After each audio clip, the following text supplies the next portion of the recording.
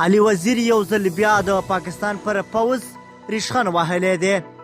د پاکستان د پوځ ویان آصف غفور پرون له رسنیو سره خبرې کړي دي چې د دغه خبرو په اړه یې د پښتون ژغورنې غورځنګ یو مخکښ مشر او د پاکستان د قومي اسامبلې غړی علي وزیر ریشخند وهلی دی.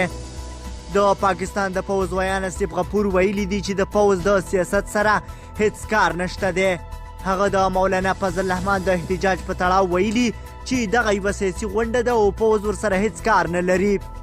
هغه همداراز ویلي دي چې پوځ ته کله حکومت حکم وکړي نو بیا پوځ عمل کوي، چې داسې هیڅ نه وي نو پوځ د چا په کار کې کار نه لري او هغه یوازې د هیواد د سرحدونو ساتنه کوي.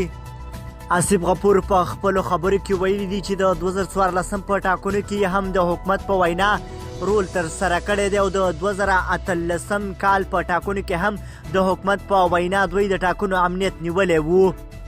هغه همداراز وایي چې پوځ د پاکستان یوه اداره ده چې له سیاست سره سر و کار نه لري او د حکومت تر شا ولاړه وي. د آصف غفور دغه خبرو ته د پښتون ژغورنې غورځنګ مخکښ مشر او د پاکستان د قومي اسامبلې غړي علي وزیر په خپل ټویټر په یوه ټویټ کې خوندور غبرګون ښکاره کړی دی. هغه د آصف غفور د خبري ناستې انځور خپور کړی دی او ورته یې لیکلي دي چې د چوکیدار خبرې واورئ. هغه لیکلي چې د فاطمې جونا په وړاندې محاذ لکړ بکړ جوړ کړی وو، د بهټو مخالفت که جنبش کړی وو او د جی کال عملیات خو بیا ګیدړانو تر سره کړي وو. هغه په خپل ټویټ کې مخکې لیکلي د آی جی آی او هغوی ته پیسې مزدورانو ورکړې وې.